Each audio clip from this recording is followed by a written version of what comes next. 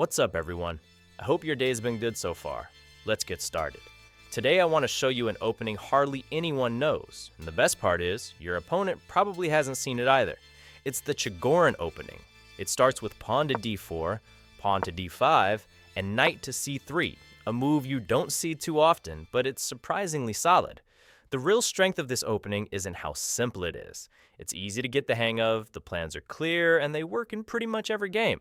You start attacking right away, and a lot of times your opponent starts slipping before the opening even ends. You'll find yourself in winning positions after just 5 or 6 moves.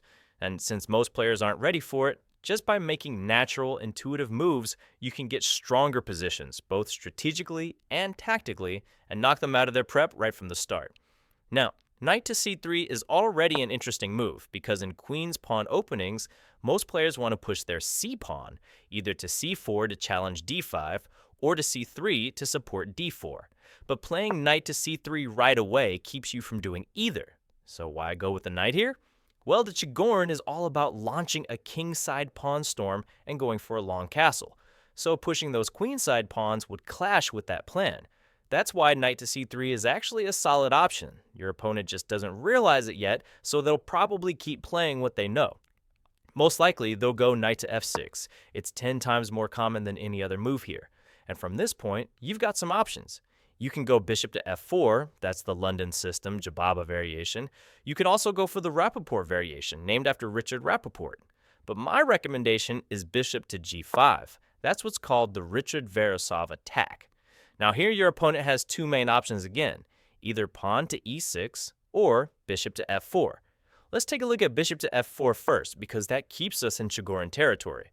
And in that case, you're already kicking off your plan of a kingside pawn storm starting with f3. So what's the point of f3? It's to set up e4. Then you're going to bring out your bishop to d3, queen to d2, knight to e2, and go for a long castle. But if your opponent plays pawn to e6, which is super common, they're probably just losing a piece right in the opening because now you can go e4 and there's nothing they can do. They have to pull the bishop back and then e5 hits the pinned knight and you're just winning. If your opponent's a little more clever, they might try to take on e4. After you recapture, they'll try to hit your queen and bring the bishop out with tempo, thinking you'll have to move the queen and they'll get time to play something like bishop to e7 and save the knight. But that doesn't work because you can take the knight with tempo on the queen. If they take back your knight, you just grab the bishop, you're up a piece. Simple as that. And if they take your queen, you take theirs. Still up a piece.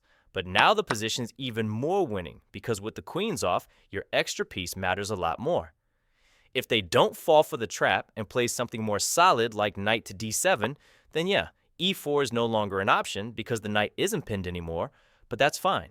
Just go e3, develop your pieces, aim for a long castle, and start pushing those kingside pawns to go after them. It's tough to deal with, even when black plays the right moves. So let's say after bishop to g5, they go for pawn to e6, and that's actually pretty interesting because now you get to push e4, and suddenly you've tricked your opponent into a whole different opening, the classical French defense. And here's the thing, you're basically forcing them into a defense they probably don't know well, and it's definitely not an easy one. That's how we end up in this kind of position. Okay, let's say you had started with the king's pawn. Then your opponent plays e6, you go d4, they go d5, you play knight to c3 to defend, they respond with knight to f6 adding pressure, and then bishop to g5. Now you're in the exact same position as the classical French defense. So what's the catch? If you reach this setup through the standard French move order, your opponent probably knows how to handle it. But if you arrive here through the Chigorin setup, they'll likely be caught off guard and you'll have a clear idea of what to do as white, which I'm about to show you. The first thing to know is that your opponent is usually worried about the e5 push. Even though it doesn't immediately threaten anything, like if they waste a move and you play e5, they can still go h6 and kick your bishop.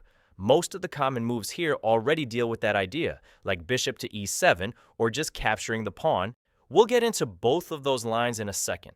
But real quick, if you're enjoying this and it's your first time here, or maybe you've been watching and haven't subscribed yet, hit that subscribe button. It helps a ton and it's totally free. You can unsubscribe anytime. And if you're already subscribed, hit the like button to support the channel. Alright, let's take a look at both of your opponent's options. First, if they capture the pawn, you just take back with the knight, nothing to worry about. You're now pressuring the pinned piece and you're inviting moves like bishop to e7 or knight to d7 to support it. If they go bishop e7, you take the knight, they take back with the bishop, and now your d4 pawn is under fire. So just play c3 to lock in your pawn chain. You could also go knight to f3 to defend and develop. So why c3 instead of knight to f3? Because you're purposely keeping that square open for your queen later, setting up some long-term ideas. If your opponent castles, just bring out your bishop to d3. And right about there, they'll probably realize they've got a real problem. So what's the deal? They can't develop their light-squared bishop. They need to play something like pawn to b6 just to activate it. But b6 is already a mistake, because after b6, you play queen to f3, and now you've got a serious threat. What's the threat? If your opponent keeps playing natural moves like bishop to b7, knight to d7, knight to c6, whatever it is, you've got the threat of knight takes bishop with check, winning their bishop or even their rook right after. So once again, you're forcing them into a move they really don't want to play, pawn to c6. At this point, the position is already strategically won for white. What do I mean by that? Well, just look at the pieces. Your bishop is super active, applying long-term pressure on h7. Your knight is also very active. It can easily be traded off with check. Meanwhile, your opponent's position is full of problems. Weak squares, trouble developing their knight and bishop, and one bishop staring at a wall of pawns while the other is stuck behind its own pawn. Now, the engine might say the position is equal, but from a human point of view, this is already winning for white. It's just so easy to play. You've got a clear plan. For example, here you could simply go h4 or castle long and launch a kingside attack. It's all very straightforward. Play h4, then h5, and just blow open your opponent's kingside with simple attacking moves. Your rook is even lined up with their queen in this position. That's the first variation if they capture the pawn back in that French setup. Now let's look at the other possibility. Instead of taking the pawn, another very common move you'll run into is bishop to e7, dealing with the pin more directly by just removing it. In that case, you push e5, and now we're in a French advanced structure, which can be tricky for black to play if they don't really know the ideas. Your opponent's knight will have to go to either g8, which is terrible because it delays castling, or d7, which also isn't great since it blocks their light-squared bishop and takes away a key square from the other knight. You take your opponent's bishop, their queen lands on e7, and from here, there are a few ways to continue. You can go queen to g4 and aim for a kingside attack. You're basically inviting them to castle.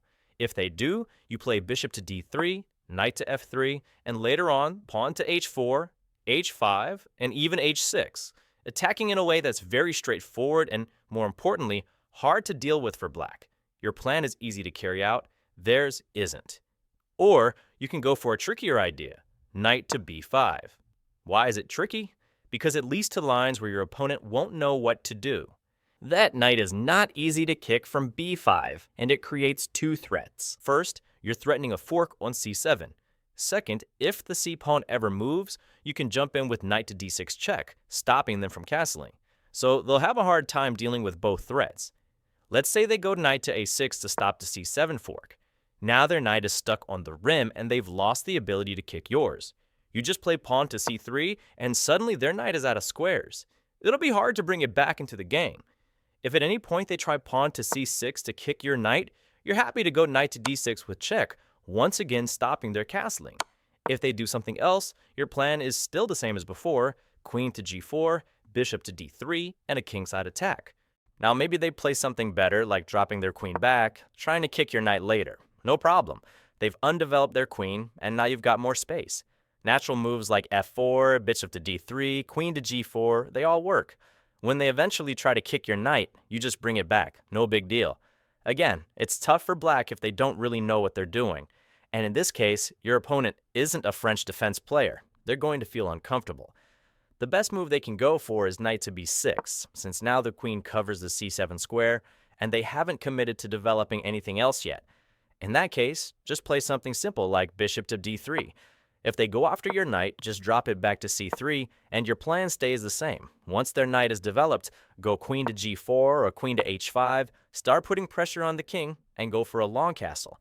That'll force them to weaken their king side with a move like pawn to g6, or if they castle anyway, you can immediately start attacking with f4, h4, knight to f3, and once again, the position is way easier to play for white, and you'll definitely be able to convert the advantage pretty easily.